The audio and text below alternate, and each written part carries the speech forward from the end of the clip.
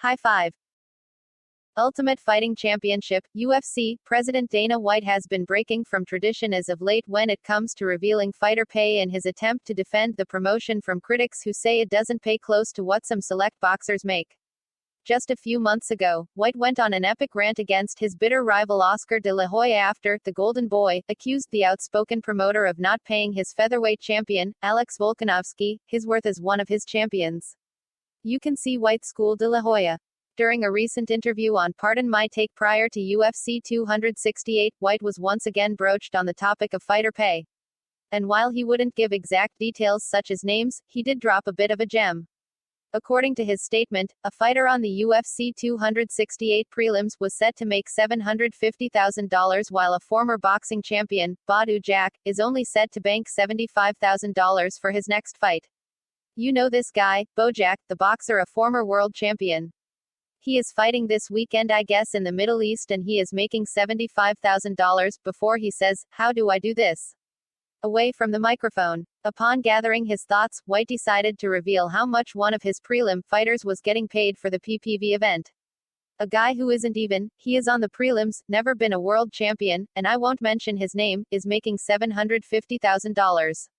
A prelim fighter, never been a world champion, is making $750,000, he concluded.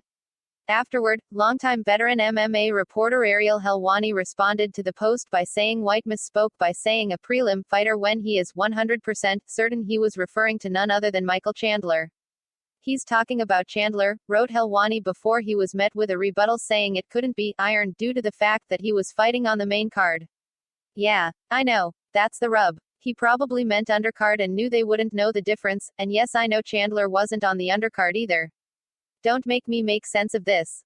But that's 100% who he's talking about," he concluded.